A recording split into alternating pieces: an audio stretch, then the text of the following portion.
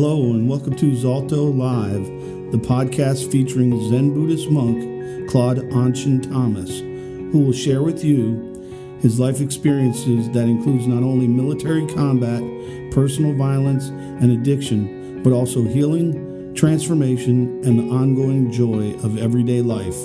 Please enjoy listening.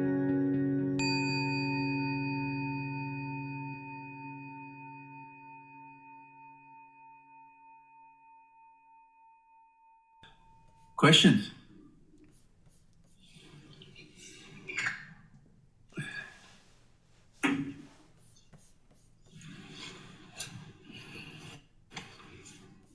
Yes, Grace. And then Milena.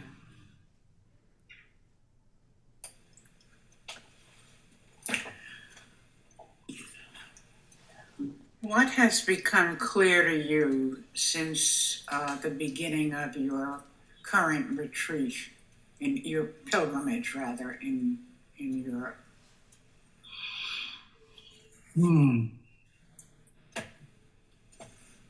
Well, because I'm fresh into this, I make my best effort to not make any evaluations about these kinds of commitments until after I'm finished.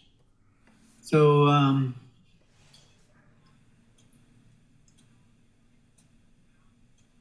I don't have any. I mean, I have a multitude of impressions, but I always like time to process those before I sort of gather any kind of inspiration or understanding about what the time has been like. Elena. I am wondering if we could ever free ourselves from the fear of dying. And if the answer is yes, what does it require from us? And I don't know what it requires. And that's the second part of it. The first part of your question, can we free ourselves from the fear of dying? I mean, actually the fear, it's not a fear of dying. It's an attachment to this as being something permanent. And that's the abdication of the very essence of spiritual practice, that all things that come into existence will pass away. The impermanent and selfless nature of all that is. I mean, from the moment we took the first breath, we were already dying. It was just a question of when. And that's an unknown to us. So it's not a fear of dying, it's an attachment to all of this as something permanent, and it's an unwillingness to accept the truth of not knowing. I mean, we really just don't know. We don't know what's going to happen next. There's very few, I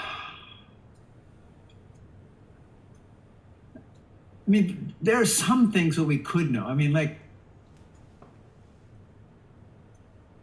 there's some things that can be known. For example, I know, well, this is not even true either, but let's say I know that if I were to pick up a drink of alcohol or take an illegal drug, that would not have a positive consequence for me. I can know that. I can't know what that consequence will be, but I can know it won't be positive. Yeah. So I can know that. I can know that at some point I'm going to die. I can know that. I was actually face to face with that like 4 years ago, right here. And at the point of realization that I was in fact dying, my first reaction was, bummer. There's things I have to do here. Like really now? Then the next point was just, well, okay, I guess we get to see what's next. Because there's absolutely nothing we can do to circumvent that reality. So, I mean, there's a piece of me that goes, I would like to have a couple hundred more.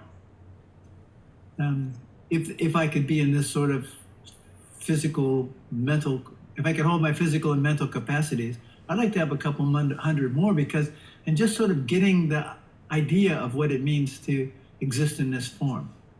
That's just simply not the truth. At least I don't think it is.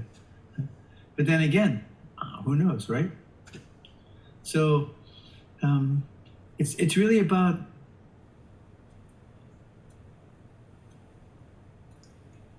it's to understand that all of this is so impermanent. It's not. It's in no way, shape, or form a determination of who I am or what I am or it's not. It doesn't have anything to do with any of that. But yet we cling to it so desperately. I'm not in a hurry to die, but when it comes, it's gonna come, and when it comes, I get to see if something's next. Question, Keith.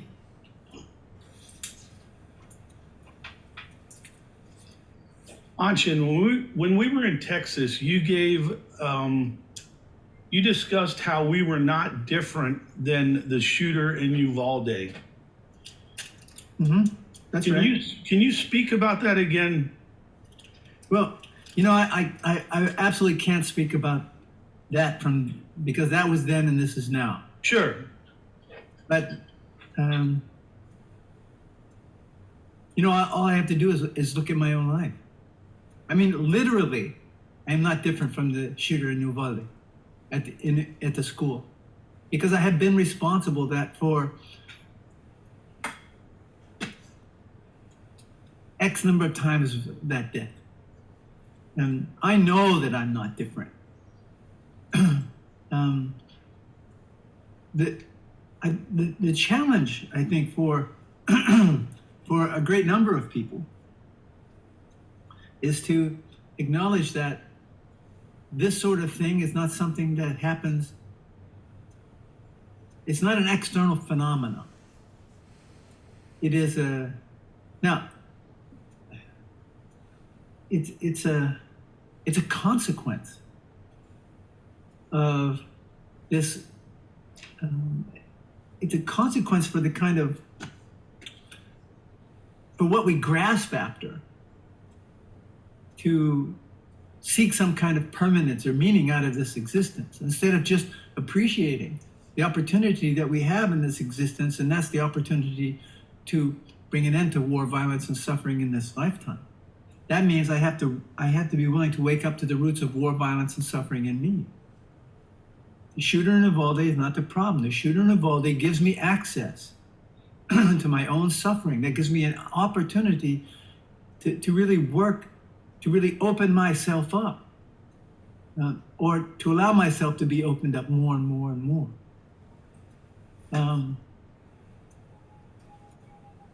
That's how I respond. That's how I will respond to that question today. Question.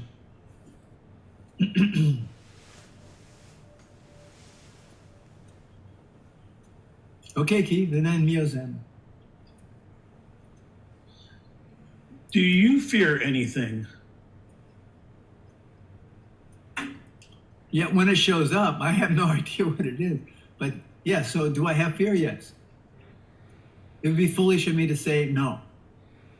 So do I have fear? Yes. I have, I have some of the standard kind of fear. I have a fear not to be enough. I have the fear. I just have some existential fears that I also when I'm confronted with different circumstances, I'm sure there would be fear there. And sometimes the fear is so great I can't even feel fear until after it's over. Yeah. So I am of the nature to be afraid. So yes, I have fear. And I'm okay with that. I don't have to hide from it. I don't pretend I don't have it. Okay. Yozen. How can I realize the difference between, for example, organizing something with diligence and very detailed, or being in control because I want to control the outcome? Yeah, you'll know the difference, because if you're trying to control something, it's not going to work out well. People are going to be angry with you. They're going to bump up against you. It just won't go smoothly. You're trying to control stuff. Yeah. And back to your question, Keith. Just recently, I had a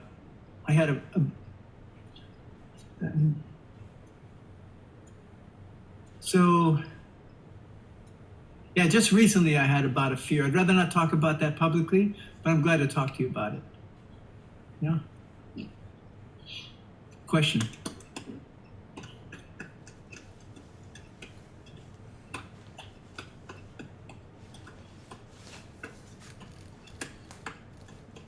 Yes, Kenshin. Anshin, my question is, besides breath awareness, are there other people, animals, places, things that anchor you in your life? All of that. But all of that grows out of breath awareness. Breath awareness is absolutely the anchor.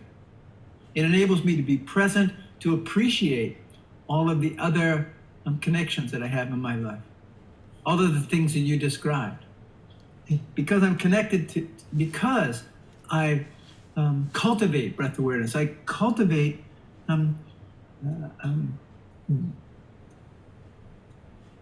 being in the I cultivate the present moment, or I find out through breath awareness, I discover what prevents me from being present to the moment. And it's in the presence of the moment that such deep appreciation for existence unfolds. I can't think myself into that. And I can't step over that.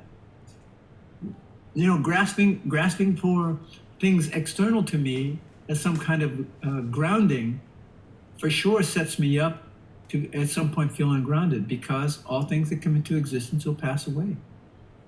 You know, even the breath that I breathe in now, it's not the next breath that I breathe in. And because I breathe in, there's not a guarantee that I will breathe out. And because I breathe out, there's not a guarantee that I'll breathe in.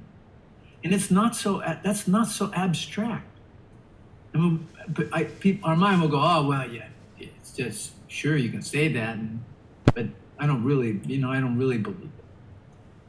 People just assume that the next breath is going to be there.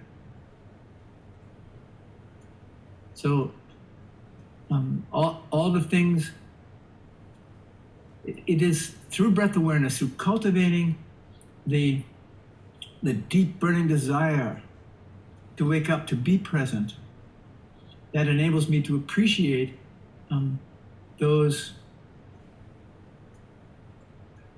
my relation with all the things you described. Like, yes, I'll leave it at that. Question? Yes, Genrai. Is there a connection between attachment and addiction? Well, no. no.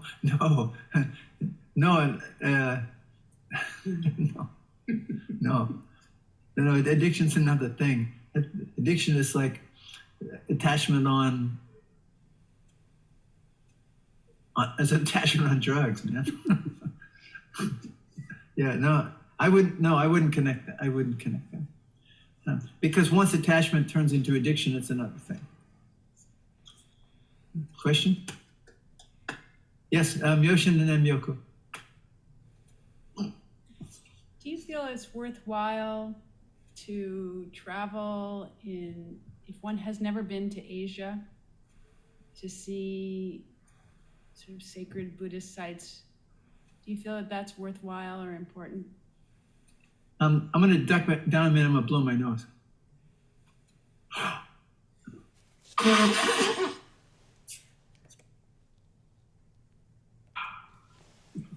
It's like going underwater,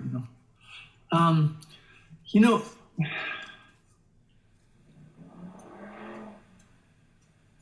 wow. What was that? It sounded like it, yeah. Not here.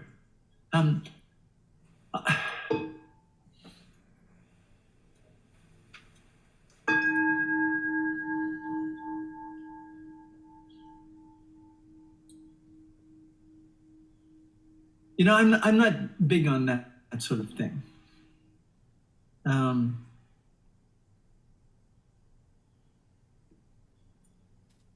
What I cultivate is the sacred spot is not external; it's here. And so that's why practice becomes so important. Is to wake up to the holiness of this existence. To use a word. So the temples are not external. The icons, I want to embody the characteristics that are passed down through the literature or so. Or I start at that point, and then through practice, I get to experience. I get to experience what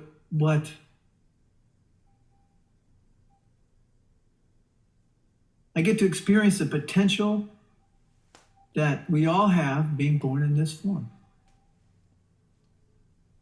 So, I mean, I don't discourage. I mean, people want to do that, they can do that. But, it's like, most of these places are just tourist attractions now. So they're people who, there's just a lot of exploitation going on in these places. And I've been to some of these places, not by intention. It was sort of on the route. And I tell you there was one site that there's some sites that I visited that I consider intensely holy sites. And they need to be visited. And those are the concentration camps from the Second War. They are the mental institutions where people were routinely euthanized because they didn't abide by the laws of a right-wing fascist government. There was a site that I passed through when I walked from Poland to Vietnam, and there was it's at the conclusion of the war. There was the conclusion of the Second War. There was I think a group of about 5,000 people of German nationality who had been living abroad, who'd been living in other countries. They've been living in let's say they were living in, this happened to be in the Czech Republic. And they were rounded up, and they were rounded up with the notion that they were going to be deported. They were going to be kicked out. They rounded them all up in a field and then killed them all. They killed 5,000 people, men, women, and children. Gunned them right down in the field. These are the places to me that are the most important to visit, to remind us of the real consequences of not waking up, to the roots of war in me, not being willing to live my life differently, not think I'm living it differently. Those for me are holy sites, and I think those are really important to visit. I talked recently. There was some people who were going on a pilgrimage they were Catholics, and they were going on a pilgrimage to a place in, let me think, I think it's in Croatia now. There's a town named Medjugorje. It's a big Catholic pilgrimage site. There was some sort of something about the statue there started to cry or something. I don't know. But during the war in the Balkans, I visited. I was in this place before I went into Bosnia, and in the church, and I walked into the church, and they had a whole group of soldiers sitting in the front, and they had a stack of weapons, like in the teepee shape, and the priest was blessing the weapons so that they could shoot straight. This was in a holy Catholic pilgrimage site. So, yeah, I'm a Buddha guy, and I've never been. I don't have any desire to go. You know, somebody can hawk me a leaf from the Bodhi tree or something. You know, I'm not interested. So, yeah, the holy place is right where we are. Right where we are. The specialness is in the spot where we are right now. Question. Oh yeah, Milko. Sorry, I forgot. Thank you. Anshin, for you, is there a healthy or a good way to attach or detach? That's so subjective. I think when we start talking about terms of healthy and unhealthy, we're looking for a formula. Like if I just do it like this is healthy. I think through practice, I discover that there is no formula, and that if I am committed wholeheartedly, if my intention is really to wake up, whatever that means to stop repeating these cycles of suffering, so that when I'm confronted with them, I can do things different. Then healthy will show itself to me in any particular situation, healthy or unhealthy. Here's an example, and this is about conditioning. So recently I did a talk in the prison in Italy, in Monza. There were probably 140 inmates there, plus all the staff was there and the guards were there, and it was really a big deal. So as I was leaving the place, I made an effort to make contact with every single person in the room. Give them fist bumps, give them arm things. I came to the back where the staff was, and I greeted them all. And there was a woman sitting there in green medical clothes, right? And I looked at her and I said, "Oh, are you the nurse?" She said, "No, I'm the doctor." She turned all red in the face, and I tell you, I was humiliated. I felt humiliated. That's my conditioning showing itself in that moment, without even any thought. I remember the first time I told someone about that exchange, I cried. It was really so painful for me to touch that aspect of my conditioning. And I will tell you, I will never make that mistake ever again. I won't.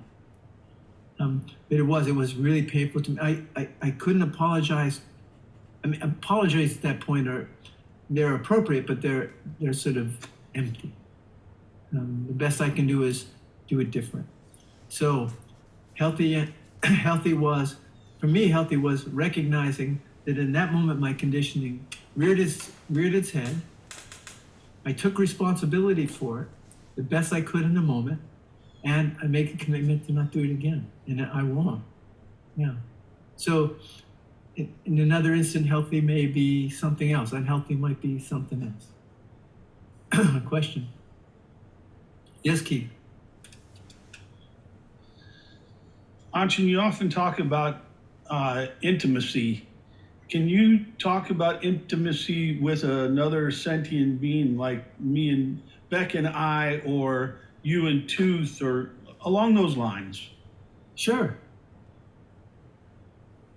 That's enough said. Really, it's not only that. It's for me. it's my relationship with nature. Not only with sentient existence, but my relationship with trees and grass and air and the wind and you know, like in Italy, it was like, I mean, it wasn't overbearingly hot. I mean, I know that kind of heat. It wasn't horrible, but you couldn't get away from it. There was no possibility. I mean, there were like 2 fans in the whole building. And in the building, these big thick walls and stuff with that heat on it, it just turned the upstairs into an oven. And so it was like really hot. And at a certain point, I could see myself getting a little edgy with it. At a certain point, I just went, yo, man, chill. It's just the heat. like really appreciate it, right? Just appreciate it right now. Appreciate that everything that you have that go along with you, and then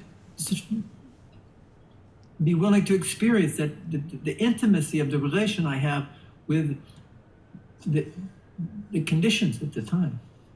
So it's a willingness to be as available as I can. And to do that, I need to have a practice that will help me to wake up to what prevents me from being available. Yeah. Question? Kenshin? Anshin, you often mention the truth that exists beyond the intellect. Mm-hmm. And in your view, can one only get there by having a container of an ancient spiritual tradition? Yes, absolutely. Because other than that, one's trying to think themselves into that, and one imagines they're in that space.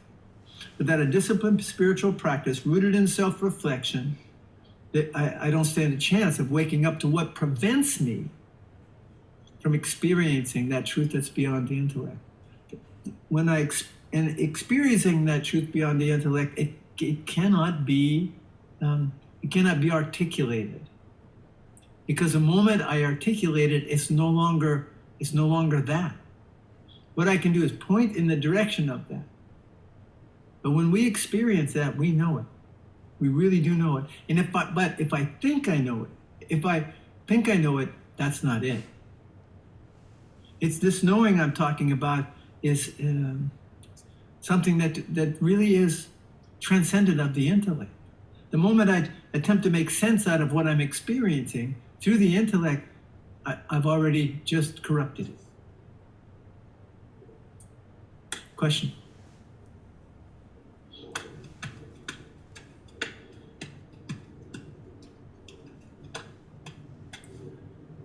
Okay, so if there are no more questions, oh wait, Kenrai's in the back, I see her. Oh, hello. What you said earlier, to me, it's rather What's the question? frightening that every breath could be the last one. Is there anything I can do about it? No, because it's just true. You know, there's nothing we can really. It often boils down to acceptance and surrender.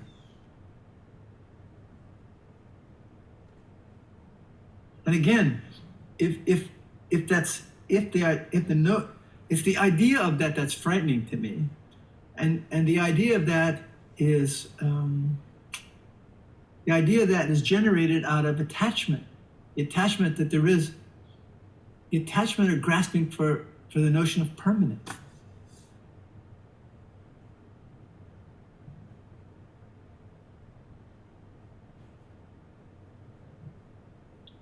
So, any last questions? Yes, Keith. I'm in rare form today.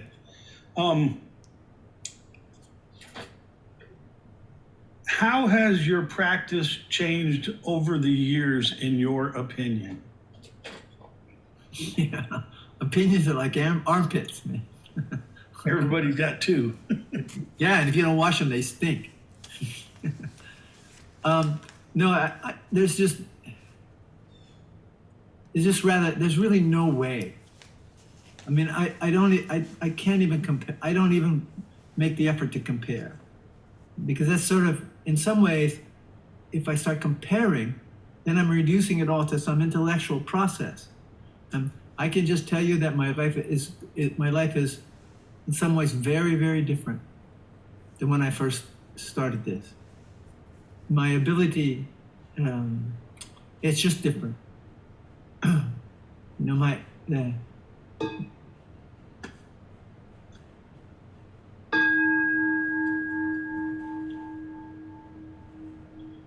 I feel different in my own skin.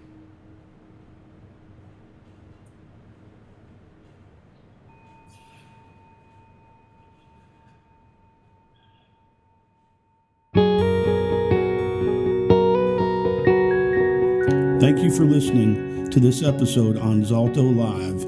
If you would like additional information, please look at the show notes or visit zaltho.org. That's ZALTHO.org. Our work is made possible solely through donations, so please consider making a tax-deductible gift on our website. We wish you well and thank you.